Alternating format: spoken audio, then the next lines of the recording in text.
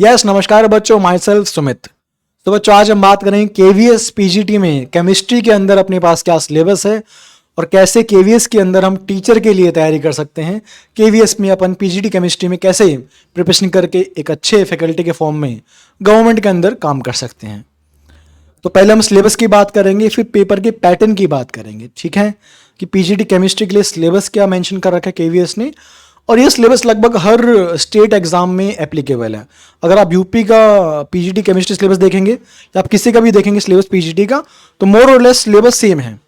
तो अगर आप केवीएस की तैयारी कर लेते हो तो आपका बाकी जो स्टेट वाइज एग्जाम होते हैं केमिस्ट्री के पीजीटी लेवल पे वो ऑलरेडी कवर हो जाएंगे। और अगर कोई विद्यार्थी सोचता है कि भाई टीजीटी में जो साइंस का एग्जाम है उसमें केमिस्ट्री की तैयारी करनी है, तो थोड़ा बहुत सिलेबस यहाँ से मैच कर सकता है वो भी, बिकॉज टीजीटी में तो बाकी चीज़ें भी पढ़नी पड़ जाती हैं, आपको फिजिक्स भी पढ़नी पड़ जाती है, बायो पढ़नी पड़ जाती है। लेकिन आज हम प्योरली बात करूंगा पीजीटी रेस्पेक्टिव से, पीजीटी परस्पेक्टिव से केमिस्ट्री का सिलेबस की बात करते हैं। अगर मैं आपको सिलेबस पहले बताऊं, ये तो सिलेबस है जो मेंशन कर रखा है नोटिफिकेशन के अंदर। कुछ नहीं करना, सिर्फ क्लास 11-12 के बेसिक्स को अच्छा कर लीजिए आप। क्लास 11-12 का हर चैप्टर आपको करना पड़ेगा, वही सिलेबस के अंदर गिवन है। बिकॉज पढ़ाना भी तो क्लास 11-12 को ही है आपको, पीजीटी मास्टर बन के। पीजीटी वाले किसको पढ़ाते हैं? क्लास 11 को, क्लास 12 को। तो बस आप क्लास 11-12 के बेसिक को शानदार कर लीजिए, अच्छी तरह से कर लीजिए और किसी से गाइडेंस ले लीजिए। मैं भी इस कोर्स को चलाने वाला हूँ। जैसे आज तो मैं आपको बताऊंगा कि सिलेबस क्या है, उसके बाद कुछ वीडियोस आपको प्रोवाइड कराऊंगा टॉपिक बाय टॉपिक, ताकि आपको थोड़ा सा आइडिया मिल सके कि पढ़ना क्या है, कैसे पढ़ना है। और अगर सब कुछ सही रहा तो फिर एक प्रॉपर कोर्स के थ्रू आपको इन चीज़ों को मैं प्रोवाइड कराऊंगा। ठीक है, चलो तो एक बार सिलेबस की बात करते हैं कि सिलेबस क्या गिवन है अपने पास।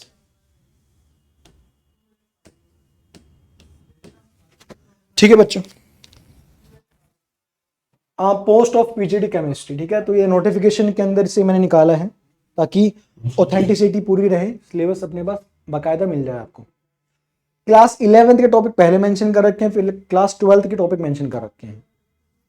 पहला टॉपिक है some basic concept of chemistry, इसको बोलते हैं मोल कॉन्सेप्ट। इसे आप मोल कॉन्सेप्ट से पढ़ते हैं, पढ़ाते हैं, जो क्लास 11 केमिस्ट्री का पहला चैप्टर है। और मोल कॉन्सेप्ट के बिना तो वैसे भी आप कुछ नहीं कर पाएंगे। अगर हम बात करें फिजिकल केमिस्ट्री की, तो वो तो बैकबोन है फिजिकल केमिस्ट्री की, तो पहला चैप्टर वही गिवन है। ठीक है, डिटेल सिलेबस आप पढ़ सकते हैं, कोई इशू नहीं है। सेकंड गिवन है बेटा स्ट्रक्चर ऑफ एटम, या जिसको हम बोलते हैं एटॉमिक स्ट्रक्चर। अगर मैं टॉपिक की बात भी करूंगा तो जो टॉपिक गिवन है इसके अंदर वो सारे टॉपिक वही हैं जो एनसीईआरटी के अंदर मेंशन। तो स्ट्रिक्टली आपको एनसीईआरटी फॉलो करनी है, अच्छे तरीके से पढ़ना है, उसके कंसेप्ट को सीखना है। उसके बाद classification, that is periodic table की बात करनी है। फिर केमिकल बॉन्डिंग, पूरा वही सिलेबस है क्लास 11-12 का, उसी सीक्वेंस में ब्रेक नहीं किया इसने। फिफ्थ है थर्मोडायनामिक्स, केमिकल थर्मोडायनामिक्स, जिसका वेटेज भी काफी ज्यादा है। और थर्मोडायनामिक्स वैसे भी बेटा बहुत अहम टॉपिक है किसी भी एग्जाम के लिए, तो इसका वेटेज भी काफी ज्यादा है। लगभग अगर आप पेपर देखेंगे पीजीटी में तो दो से तीन सवाल इस टॉपिक से आ रखे हैं। इसमें थर्मोकेमिस्ट्री भी कवर है और जो फर्स्ट लॉ, सेकंड लॉ, ये सब लॉज हैं थर्मो के, वो भी इसमें कवर हो जाते हैं। अगर हम आगे देखें बच्चों, then next topic is equilibrium. Next topic is equilibrium. उसमें कौन सा आएगा? इसमें आएगा आपका chemical equilibrium plus ionic equilibrium. तो केमिकल तो बेसिक टॉपिक है कि what is the meaning of equilibrium, उसके फीचर्स क्या होते हैं, उसकी प्रॉपर्टीज क्या होती है, तो ये केमिकल के अंदर हम पढ़ा करते हैं। और आयनिक के अंदर हम एक्वस सॉल्यूशंस की बात करते हैं कि एसिड है, बेस है, उनका मिक्सचर है, उनका पीएच, उनका कैलकुलेशंस, टाइट्रेशंस, ये सारी बातें अपन आयनिक के अंदर कर रहे होते हैं। तो ये इक्विलिब्रियम चैप्टर के नाम से है। तो इसमें दो पार्ट होते हैं, केमिकल प्लस आयनिक इक्विलिब्रियम। ठीक, नेक्स्ट टॉपिक है अपने पास। तो ये जो पार्ट था ये क्लास 11 का फिजिकल केमिस्ट्री का पार्ट था। कौन सा पार्ट था? जो पार्ट मैंने आपको बताया अभी तक वो क्लास 11 का फिजिकल केमिस्ट्री का सेक्शन था अपने पास, जिसमें आपके पास मोल कॉन्सेप्ट था, गैसियस स्टेट था, थर्मो था, इक्विलिब्रियम था। ठीक है, अब कुछ टॉपिक की बात करेंगे जो कि ब्लॉक केमिस्ट्री है, एस ब्लॉक। उसके बाद पी ब्लॉक। अब पी ब्लॉक में 6 ग्रुप होते हैं, 13, 14, 15, 16, 17, 18। 2 ग्रुप तो क्लास 11th में गिवन है एनसीईआरटी में, बाकी 4 ग्रुप क्लास 12th के एनसीईआरटी में गिवन है। तो कंप्लीट पी ब्लॉक पढ़ना है और complete S block, D block ही पढ़ना है बेटा, कंप्लीट एसपीडीएफ, चारों ब्लॉक्स पढ़ के जाने अच्छे तरीके से, उनकी प्रॉपर्टीज पढ़ के जानी है, रिएक्शंस, कंपाउंड सब पढ़ के जाना, ठीक है। इसके बाद बात करें तो ऑर्गेनिक थोड़ी सी दे रखी है इसमें। ऑर्गेनिक में दे रखा है आपके पास हाइड्रोकार्बन्स, लेकिन ऑर्गेनिक जब भी मैं पढ़ाता हूं बच्चों को तो शुरू करता हूं मैं आईयूपीएसी नोमेनक्लेचर से, कि पहले आप ऑर्गेनिक कंपाउंड्स के नाम तो सीख लो करना। जब नाम करने आ जाएंगे तो आइसोमेरिज्म की बात करेंगे, उसके बाद बात करते हैं जीओसी की, that is journal organic chemistry. और अगर किसी बच्चे ने अच्छे से जीओसी पढ़ ली अच्छे लेवल पे जाके, तो यकीन मानिए कि फिर ऑर्गेनिक में सारी बातें सिर्फ फैक्ट बेस्ड वाली बातें रह जाती हैं, बिकॉज कंसेप्ट की बात, लॉजिक की बात तो जीओसी में ही कवर हो जाती है। तो हाइड्रोकार्बन से पहले तो मैं जीओसी और आईयूपीएसी की बात कर रहा होता हूं। बिफोर हाइड्रोकार्बन बेटा अपन बात कर रहे होते हैं जीओसी प्लस आईयूपीएसी की, बिफोर हाइड्रोकार्बन्स, बिकॉज हाइड्रोकार्बन्स या बाकी टॉपिक जो भी गिवन ऑर्गेनिक के कहीं ना कहीं जीओसी से इंस्पायर होते हैं, जर्नल ऑर्गेनिक केमिस्ट्री, ठीक है। बिकॉज हमको एग्जाम देना है, हमको थोड़ी ना कि भाई बुक लिखनी है बैठ के, एग्जाम देने के लिए कंसेप्ट आने बड़े जरूरी हैं। अब वो किस तरीके से आए वो तो फिर फैकल्टी पे डिपेंड करता है। तो मुझे लगता है कि हाइड्रोकार्बन से पहले जीओसी करानी चाहिए, तो फिर फैकल्टी से फैकल्टी टू फैकल्टी वो बात वेरी कर सकती है। कोई फैकल्टी हो सकता है जीओसी की बातें ना करे, बोले यहाँ लिखा नहीं हुआ, लेकिन इसे पढ़ाया होगा 4-5 साल से, जो पढ़ाता है इस फील्ड में काम कर रखा है, तो उसे पता है कि भाई एग्जाम के लिए क्या टेम्परामेंट, क्या सिलेबस और क्या चीजें पता होनी चाहिए, ठीक है भाई। फिर आपके पास हाइड्रोकार्बन्स के अंदर पहले अल्कीन्स, अल्केन्स, फिर अल्काइंस गिवन है। इसके बाद क्लास 11th का टॉपिक है एनवायरमेंटल केमिस्ट्री, याद करने वाला टॉपिक है, एक सवाल यहां से आ जाता है। इसके बाद इलेक्ट्रोकेमिस्ट्री, इजी टॉपिक हो जाएगा आपसे। इलेक्ट्रोकेमिस्ट्री, काइनेटिक्स, ये है मेटलर्जी। मेटलर्जी अक्सर बच्चों का खून पीता है, हो नहीं पाता, मतलब परेशान करता है अक्सर, लेकिन थोड़ा सा अगर आप ध्यान देंगे, चीजों को कैरी करेंगे तो हो जाएगा। मेटलर्जी की बात कर ली मैंने, काइनेटिक्स की बात कर ली, इलेक्ट्रोकेमिस्ट्री की बात कर ली। इसके बाद आपका देखो P block element, P block में क्या लिखा है, फॉस्फोरस लिखा हुआ है, sulphur, halogens and there chemical properties. तो ये एनसीईआरटी के थ्रू ही अपने पास पूछा गया है। और अगर आप ध्यान देंगे तो ये सिर्फ कंपाउंड्स की बात कर रहे हैं, कि इनके कंपाउंड्स की बात कर रहे हैं, कंपाउंड्स और उनका स्ट्रक्चर की बात कर रहे हैं। तो आप जैसे मान लो आप सल्फर की बात करते हैं, तो सल्फर में एलोट्रॉप्स कौन कौन से हैं, मोनोक्लिनिक, रोम्बिक, उनकी प्रॉपर्टीज क्या क्या है, डिफरेंस क्या क्या है, सल्फर के कंपाउंड्स कौन कौन से होते हैं, उसके ऑक्सो एसिड्स कौन कौन से होते हैं, वो सारे पते होने चाहिए आपको, उनका स्ट्रक्चर पता होना चाहिए। सिंपल है, बहुत सारी बातें तो केमिकल बॉन्डिंग में ही कवर हो जाती हैं, तो पी ब्लॉक के लिए ज्यादा कुछ बचता नहीं है। अगर आप केमिकल बॉन्डिंग में टाइम स्पेंड कर देंगे, केमिकल बॉन्डिंग अच्छे से कर लोगे, तो पी ब्लॉक में तो चीजें बड़ी आसान हो जाएंगी आपके लिए, ठीक है। फिर मैंने कहा था अभी आपको ऊपर कि ब्लॉक केमिस्ट्री पूरी पढ़ के जानी है, तो उसने लिखा भी हुआ है बेटा, देखो ध्यान से आप, D and F block element. F block तो फिर भी ठीक है, रट्टा मारना है, सवाल वैसे भी काम आते हैं। डी ब्लॉक थोड़ा सा इंपॉर्टेंट भी है, टफ भी रहता है अगर आपको कायदे से कहूं तो मैं। और डी ब्लॉक से पहले आपको इलेक्ट्रोकेमिस्ट्री करनी ही पड़ेगी, बिकॉज डी ब्लॉक के अंदर ऑक्सीडाइजिंग एजेंट, रिड्यूसिंग एजेंट, तो वहां पोटेंशियल की बात करनी पड़ती है, बिना पोटेंशियल्स के हम नहीं कर पाएंगे सवालों को। फिर आपका अगेन क्लास 12th में ऑर्गेनिक की बात कर रहे हैं, haloalkanes, haloarenes, aldehydes ketones, biomolecules, chemistry in everyday life. तो पूरा सिलेबस आपका एनसीईआरटी से मैच कर रहा है बेटा जी। और कायदे से कहूं तो जो नोटिफिकेशन में बुक मेंशन कर रखी है, रेफरेंस बुक, वो भी आपकी एनसीईआरटी को फॉलो करने के लिए कह रहा है।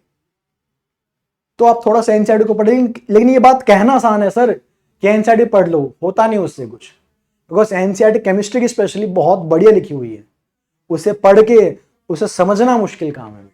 पढ़ तो लोगे आप भी, पढ़ तो रखा ही है, तभी तो एमएससी कर रखी है। क्लास 11-12 में ही केमिस्ट्री की बुक पढ़ ली थी एनसीईआरटी, समझ तो आज तक नहीं आई, एमएससी पास कर लिया या एमएससी कर रहे हैं। थोड़ा सा बेटा अगर आपको कंपटीशन एग्जाम निकालना है और अच्छे लेवल पे जाना है चीज़ों को लेके, थोड़ा सा फिर आपको एक्स्ट्रा पढ़ना ही पड़ेगा। मतलब ये बात लिखी हुई है एनसीईआरटी में, सपोज ये बात लिखी हुई है कि क्लोरीन एक ऑक्सीडाइजिंग एजेंट है, Cl2 गैस एक ऑक्सीडाइजिंग एजेंट है, वो क्या है, क्यों है, कैसे है, थोड़ा पता होना चाहिए। क्या वो ऑक्सीडाइजिंग एजेंट केमिनो फोर्स से स्ट्रॉन्ग है या उससे वीक है, तो ये थोड़ा सा कंपैरिजन या थोड़ी सी आगे पीछे की बात पता होनी चाहिए। अब यहाँ रोल फैकल्टी का आ जाता है कि ये फैकल्टी आपको कैसे ट्रेन कर रहा है इन एग्जाम्स के लिए, पहले बता रहा हूँ, ठीक है। सिंपल एनसीईआरटी पढ़ के कुछ नहीं होने वाला, पढ़ के समझना है और एनसीईआरटी के एक एक सवाल सॉल्व करना है आपको। कंप्लीट एनसीईआरटी सॉल्व कर देंगे आपके भाई, ये एनसीईआरटी है, इसके एक्सरसाइज सॉल्व कर रखे मैंने पूरी, लाइए पेपर टीजीटी का, पीजीटी का उड़ा देंगे आप, कर देंगे आप। तो मेरे ख्याल से आपको क्लियर है। और अगर मैं आपको कहूं कि आप कहीं भी पढ़ते हैं, किसी भी फैकल्टी से गाइडेंस लेते हैं, दो तीन बात आप नोट कर लीजिए बेटा, 2 से 3 बात आपको पता होनी चाहिए बिफोर टेकिंग एनी कोचिंग, कि फैकल्टी खुद उस लायक है कि नहीं। देखो कोई पढ़ाने वाला अच्छा ही पढ़ाएगा आपको, लेकिन फिर भी बेटा इस कंपटीशन मार्केट के अंदर थोड़ा सा आपको अवेयर रहना है। पढ़ाने वाले बहुत सारे हैं, तो आपको किससे पढ़ना है वो मैटर करता है। थोड़ा सा आगे पीछे देख लेना कि फैकल्टी का बैकग्राउंड थोड़ा सा कैसा है, उसने कोई एग्जाम निकाले हुए हैं नहीं निकाले हुए, या जो भी है आपका जो क्राइटेरिया होता है चेक करने का। जैसे मुझसे कुछ बच्चे पढ़ रखे तो उनको लगता है कि सर ठीक पढ़ाते हैं तो मुझसे पढ़ लेना, लगता है कि भैया समझ नहीं आ रहा तो आप कहीं और पढ़ सकते हैं, कहीं भी पढ़िए। मैं ये नहीं कह रहा कि आप यहाँ या वहाँ जाइए, बिकॉज ज़्यादा लोग पढ़ाते भी नहीं है पीजीटी लेवल पे। आपको टीजीटी बोल के पीजीटी या ऐसे चिपका दिया जाएगा, ये पीजीटी है, उसमें पढ़ाएंगे 10वीं की साइंस। प्लीज ऐसों से बचना, प्रॉपरली आपको अच्छे लेवल पे जाके पढ़ना पड़ेगा, थोड़ा सा जेई मेडिकल लेवल पे जाके चीज़ों को पढ़ना पड़ेगा आपको, तो थोड़ा सा ना देख लेना आप। ठीक है बेटा जी। हाँ, तो 2-3 बातें जो बता रहा था मैं आपको कि नोट्स बहुत इंपॉर्टेंट है बेटा। कंपटीशन एग्जाम्स के लिए बेटा नोट्स आपके 90% रोल अदा करते हैं, यकीन मानिए आप। कितना पढ़ लो, नोट्स अगर आपने जो बनाए हैं क्लास में वो 90% रोल करेंगे आपके सिलेक्शन का, 90% रोल। फिर तो आप उसके बाद सेल्फ स्टडी कितने करते हैं, उसमें नोट्स आप कैसे पढ़ते हैं, प्लस सम टेस्ट सीरीज जो आप लगाते हैं। तो जहां भी आप पढ़े तो मेक श्योर करें कि नोट्स आपके खुद के बनाए हों। ये नहीं कि नोट्स मिल गए कहीं से, उसके नोट्स मिल गए, उसके नोट्स मिल गए, किसी की नोट्स से किसका भला नहीं हुआ आज तक। 20-50 वैकेंसी होती हैं, वो आप नोट्स में खराब कर दोगे भाई, ठीक है। तो 1-2 बार एग्जाम दीजिए अच्छे तरीके से। आप हो सकता है कि आपने एक ये एग्जाम पहले दे चुका हो, सिलेक्शन नहीं हुआ होगा, तो जिसने दे रखा है वो तो समझता है इस बात को कि भाई सिंगल माइंड फोकस बड़ा जरूरी है। और जो नया बच्चा है जो अभी एमएससी करके आया है, जवान है, जोशीला है, वो अक्सर मारा जाता है। क्यों? वो भटकता है नोट्स के चक्कर में, उसके नोट्स अच्छे हैं, वो अच्छा है, ये अच्छा है, और इतने में एग्जाम निकल जाता है। उसको बाद में अकल आती है कि यार जो मेरे पास था सब कुछ उसी में था, एनसीईआरटी में सब कुछ है, बस उसको पढ़ के समझना है मुझे और एक्सप्रेस करना है क्वेश्चंस के फॉर्म में। थोड़ा सा आपको फिर ये चीज़ ध्यान रखनी पड़ेगी, ठीक है।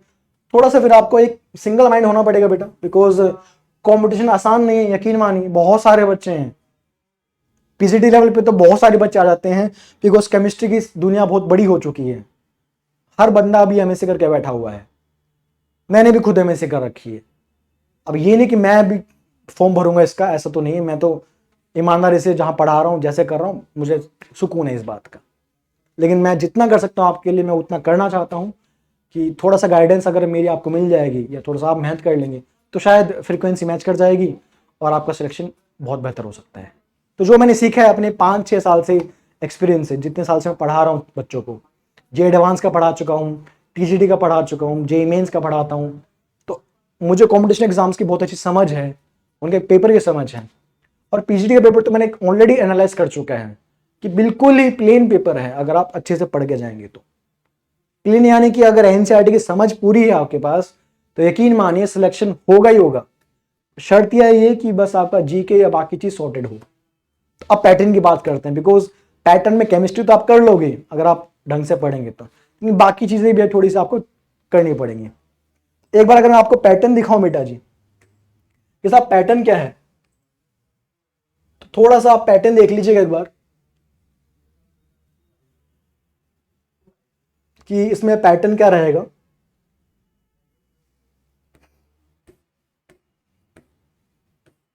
थोड़ा सा जीके वगैरह पढ़ना पड़ जाएगा आपको, ठीक है भैया। वैसे लिख रखा है क्या क्या पढ़ना है, कुंजी वुंजी आएगी वो पढ़ के निकल जाना, उससे हो जाता है। कहाँ तुम अभी आईएएस बनने बैठोगे, ठीक है। बेसिक बेसिक पहले बता रहा हूँ, क्लास 10 तक का बेसिक आपसे पूछा जाएगा। एक बार पैटर्न की बात कर लेते हैं कि मार्किंग स्कीम क्या है बेसिकली ना, थोड़ा सा आपको आइडिया रहेगा कि भाई केमिस्ट्री का कितना वेटेज है। मेरे ख्याल से केमिस्ट्री 50% वेटेज है, 150 मार्क्स का पेपर होता है ना आपका। तो एक बार थोड़ा सा नजर मार लेते हैं, थोड़ा सा आपको फायदा रहेगा।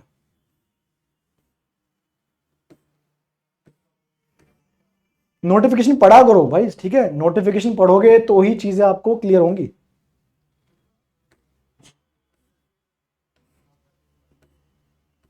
और केवीएस में काम बहुत होता है भाई, ऐसा नहीं कि फैकल्टी बन के बस जाके बैठे हैं। अच्छे से पढ़ रखा होगा तो मजा आएगा फिर आपको।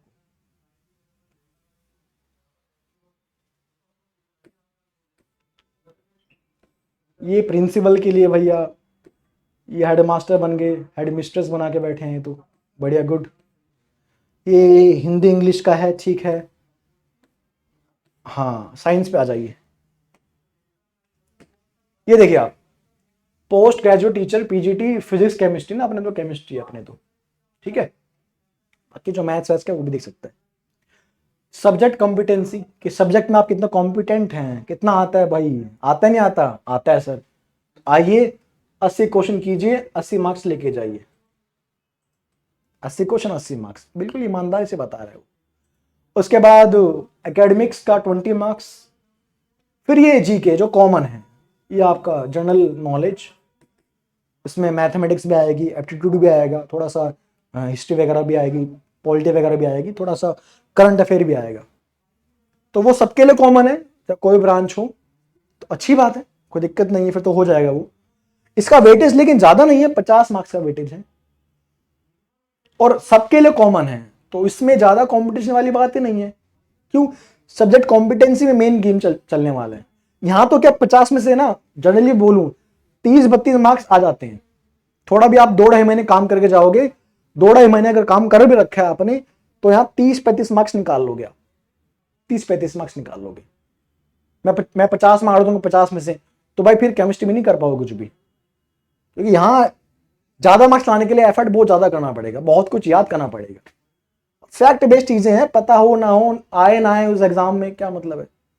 पर इस 80 में से आप एटलीस्ट 70 मार्क्स इंश्योर कर सकते हैं, 70 क्वेश्चन बिल्कुल सही कर सकते हैं आप, अगर आपके पास लॉजिक है और 2 से ढाई 3 महीने के आसपास ही आपने मेहनत कर रखी है।